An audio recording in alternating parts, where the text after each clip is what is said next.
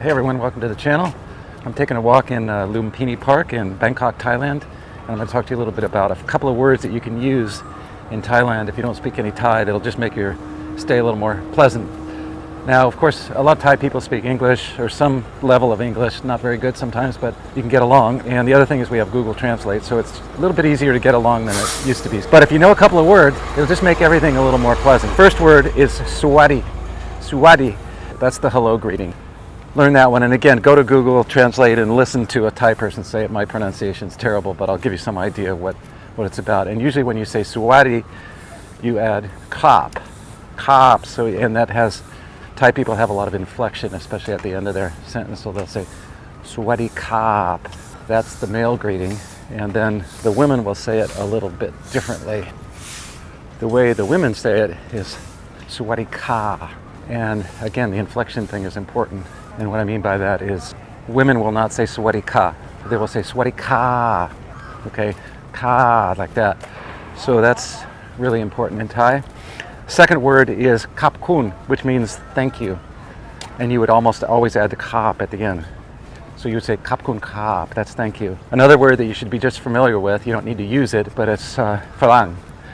And it's spelled like farang, F-A-R-A-N-G, but the Thai pronounce it phalang. And a phalang is, I wouldn't call it a endearing term, but it's not that negative either. It's just to define a non-Asian foreigner. So it's usually used to, describe Brits, Americans, Aussies, Europeans, whatever, just more the white type of person. So you should be familiar with that word because people are going to call you that, but it's not a bad thing. So phalang, Sawadi kap, and kap kun kap. Okay, so those are the words that you need to know. One interesting thing, it's kind of a slang. It's not, I don't think it's formally correct, but a lot of Thai people will just skip especially in a thank you situation, they'll just say kap. It sort of means thank you, but it's instead of kap kun kap, it's just kap. You'll hear that a lot, and I almost find myself starting to use that slang even though I have no business doing any slang in Thai. What's interesting too is if you walk by a massage parlor and the women are sitting out front, they'll always greet you.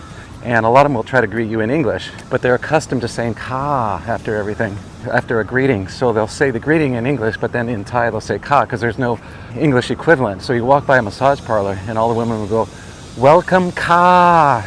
It's really cool. So anyway, I hope those little tips help you out just to get along.